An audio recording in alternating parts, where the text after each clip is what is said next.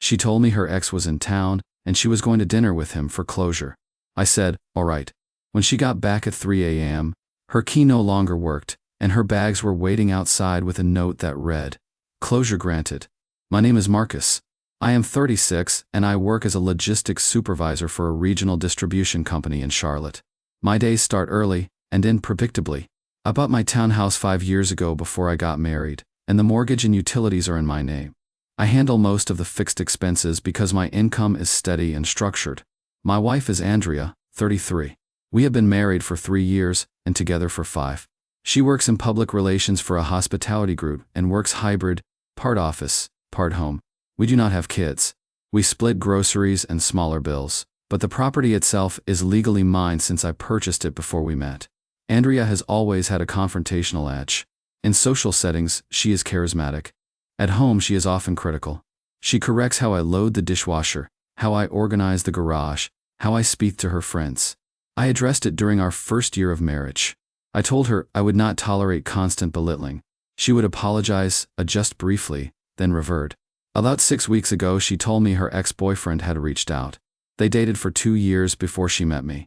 According to her, he was passing through Charlotte for work and wanted to meet to get closure. That was the word she used. She said it was mature to clear unresolved feelings. I asked what exactly needed resolving. She said it was just dinner and a conversation. When I pressed for more detail, she accused me of being insecure and controlling. There was a pattern. If I asked direct questions, she reframed it as a flaw in me. I told her I did not approve of the idea, but I was not going to physically prevent her from going to dinner. I also told her clearly that if boundaries were crossed, I would respond. She laughed and said I was overestimating my leverage. She booked the dinner for a Saturday night. She spent extra time getting ready, not overly formal, but deliberate. Before leaving, she said she would be back by 11. She walked out at 7. Around 10:30, I texted her asking if everything was fine. She replied 20 minutes later, saying dinner ran long and they were still talking. No apology. No explanation beyond that. I responded with a simple okay. By 11:30 I called once. It rang out. She texted a few minutes later saying they moved to another place for drinks because they had more to discuss. She added that I needed to relax and stop hovering. That wording stood out. I had sent one text and made one call. At midnight I stopped reaching out. I did not want a running argument over the phone. I stayed up, partly because I wanted to see how far this would go. Around 1:15, she posted an Instagram story. It was a dim restaurant table with 2 wine glasses and a caption about full circle moments. She knew I followed her. There was the first time I felt something shift from discomfort to clarity. Closure does not usually require multiple locations and social media documentation. She came home at 2:57 a.m. I know the exact time because my phone buzzed from the doorbell camera notification. I did not go downstairs. I watched the live feed from the bedroom. She looked irritated before she even reached the door. She tried her key twice. It did not turn. She stuck back and checked the handle like she assumed she had done something wrong. Then she tried again, harder. Earlier that night, after the Instagram post, I made a decision. I drove to a 24-hour hardware store, bought a new deadbolt set, and replaced it. The house is legally mine. There are no joint ownership documents. I confirmed that before making the change. I did not damage her belongings or block access to her personal property. I packed her clothes, toiletries, laptop, and basic essentials into 2 suitcases and placed them inside the garage. When she kept trying the key, I opened the garage remotely from my phone. The bags were positioned near the driveway. On top of one suitcase was an envelope with her name on it. The note inside was one sentence. Closure granted. She saw the garage door lift and walked toward it slowly. When she noticed the suitcases, she stopped and stared at them for several seconds. Then she looked up at the doorbell camera. She knew I could see her. My phone started ringing immediately. I let it go to voicemail. It rang 3 more times. Then the text started. At first she said she was confused. Then the tone shifted. She called me unstable. She said I was humiliating her, and that I needed to open the door before I made things worse for myself. I stayed upstairs and did not respond. After about 10 minutes, she started pounding on the front door. It was loud enough that I considered the neighbors. I went downstairs but did not unlock it. I spoke through the door and told her her essentials were in the garage and that we would talk during normal hours the next day. She yelled that it was her house too. I told her calmly that it was not legally in her name and that I had not withheld any of her belongings. I also told her she was free to call the police if she felt I had done something unlawful. There was a pause after that. Her voice dropped from anger to something more defensive. She said it was just dinner. I asked one question. Did closure require staying out until 3 in the morning and posting about full circle moments? She did not answer directly. She said I was insecure and punishing her for having a past. At that point I decided there was nothing productive left to discuss. I told her we were done. I did not raise my voice. I simply said the marriage was over and that she should take her things and arrange somewhere else to stay permanently. I stepped away from the door, went upstairs, and blocked her number. I also blocked her on social media before she could continue sending messages. From the bedroom window, I watched her stand in the driveway for a few minutes, looking at her phone, probably realizing she could not reach me. She knocked once more, lighter this time, then stopped. She loaded the suitcases into her car, without saying anything else, and drove off around 3:20 in the morning. I turned off the exterior lights and went back upstairs. I slept about 2 hours. When my alarm went off at 6, I got up and followed my normal routine.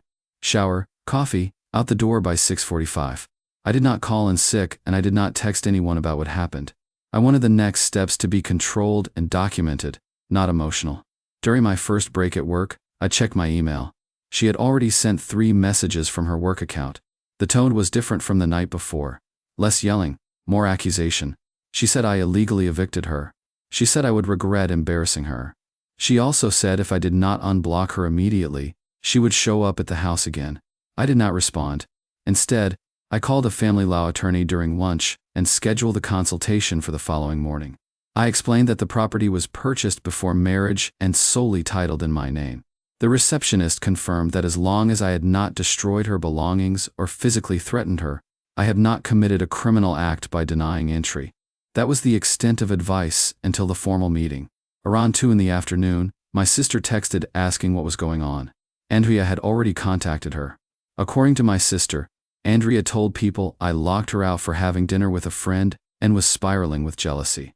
I gave my sister a brief summary and told her I would handle it privately. When I got home from work, the driveway was empty. No signs of her car. Inside, the house felt quieter than I expected. Not dramatic. Just noticeably still. I changed the garage code and the Wi-Fi password that evening. I also removed her name from shared streaming accounts and transferred remaining joint utilities into autopay from my personal account only. It was administrative, not symbolic. At 9 that night, someone knocked on the door. I checked the camera before approaching it. It was not Andrea. It was her ex. I did not open the door immediately. I checked the camera feed again to be sure it was him. I had only seen him once in person years ago at a mutual event, but it was clearly the same guy. Early 30s, business casual, holding his phone like he was debating whether to call someone. He knocked again, lighter this time. I opened the door, but kept the screen locked. I asked what he wanted. He introduced himself unnecessarily, and said he felt we should talk man to man. That phrasing alone told me enough about how he viewed the situation. I told him there was nothing to discuss. My issue was with my wife, not him. He said Andrea was distraught and that I overreacted. He claimed the dinner was innocent and that they just got carried away talking. I asked him one direct question. Did you know she told me she would be home by 11? He hesitated before answering. That pause was more informative than anything else he said. He admitted he knew she was married, but said he assumed I was fine with them meeting because she told him I was. There was new information. She had fragged it to him as approved.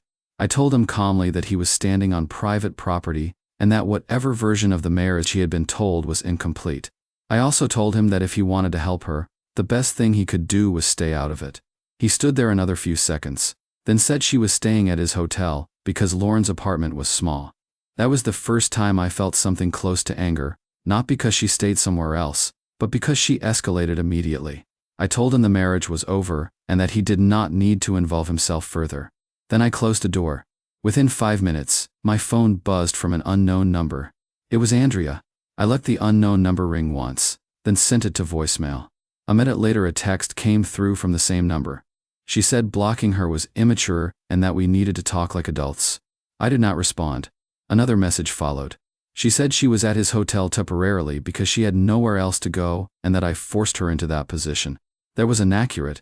She has 2 close friends in the city and family 2 hours away. Staying with him was a choice. I replied once, briefly. I said all communication going forward would be through email regarding logistics only. No discussions about reconciliation. No emotional debates. Just practical separation details. She responded immediately, asking if I was serious about ending the marriage over one dinner. I answered that it was not about dinner. It was about staying out until 3, misrepresenting our agreement to him, and escalating to staying at his hotel the next night. Those were sequential decisions she made without hesitation. Her tone shifted again. She said I was trying to control the narrative and that if I filed for divorce, she would make sure people knew I locked her out in the middle of the night. I told her she was free to tell anyone she wanted. I also told her I had doorbell footage, timestamps, and screenshots of her posts if facts became necessary. She did not reply for almost an hour. Then she asked when she could pick up the rest of her things. That was the first practical question she had asked since this started. I told her Saturday at noon. I would have the remaining items boxed in the garage. I also told her I would have a friend present as a neutral witness to avoid accusations. She said bringing a witness was dramatic. I did not adjust the plead. The next morning I met with the attorney in person and began the paperwork. When I got home that afternoon, there was a long email waiting for me from Andrea. It was not an apology. The email was 3 pages long. It was structured like a defense statement. She said I had been distant for months. She said my work hours made her feel alone. She said the dinner was about clarity because she never felt fully heard in our marriage. What stood out was what she did not deny.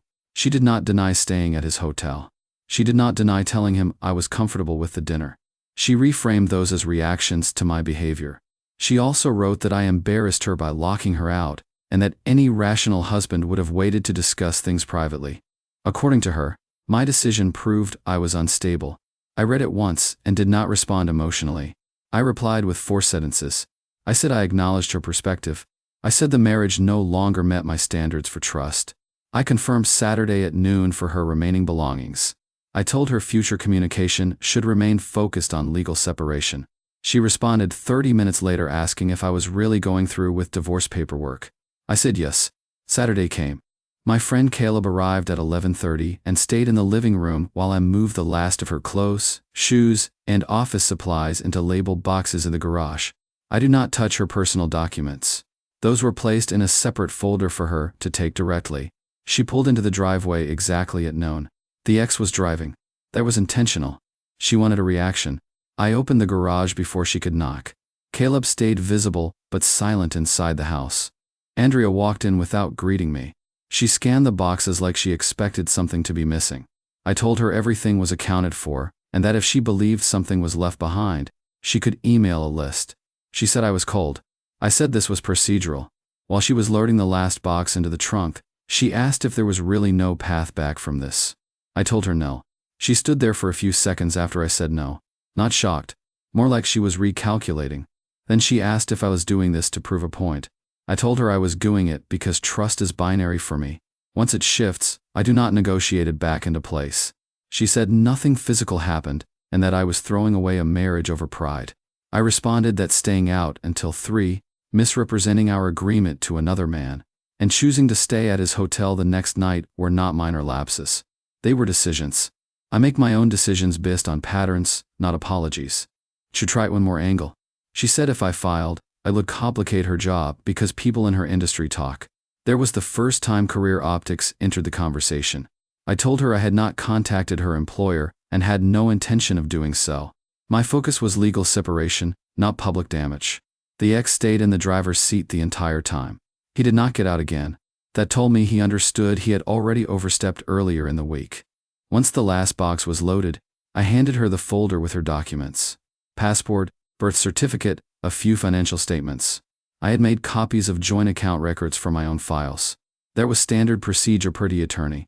She asked if I was going to tell people what happened. I told her I would tell the truth if asked. Nothing more, nothing less. She got into the passenger seat and shut the door without another word. The car reversed out of the driveway slowly. There was no dramatic pause. Caleb stayed for another half hour. He asked if I was sure. I said yes. That evening, I finalized the retainer with the attorney and authorized him to file the petition Monday morning. On Sunday night, Andrea sent one more message. It was not about reconciliation. It was about money. Her message was direct. She asked how I planned to handle spousal support and whether I expected her to just start over with nothing. The wording suggested she assumed a payout. I forwarded the message to my attorney before responding. He called me the next morning and explained the likely range based on our state laws, length of marriage, and income difference. 3 years of marriage, no children, both employed. It was not the kind of situation that resulted in long-term support. Possibly temporary, possibly minimal. I replied to Andrea and said we would follow whatever the court determined. I did not negotiate through text. She pushed back and said she sacrificed career momentum for the marriage. That was not accurate. She had changed jobs once, but it was for a higher salary and better title. I did not debate it. I told her documentation would speak for itself. By Wednesday, she had hired her own attorney. That told me she understood this was moving forward. Her lawyer sent a formal request for temporary access to the house to retrieve any overlooked property. I agreed, with the condition that it be scheduled and supervised. Date set for the following week. In the meantime, mutual friends began reaching out carefully. Some asked if we were separated, so that Qley heard her version first. I kept my responses simple. She went to dinner with her ex, stayed out until 3, then stayed at his hotel the next night. After that, I ended it. I did not editorialize. One friend mentioned that Andrea had been telling people I blindsided her. That part did not bother me. Anyone who needed more context could ask me directly. The temporary orders hearing was scheduled quickly. No theatrics, just paperwork and numbers. The judge reviewed income statements and assets, then made a decision.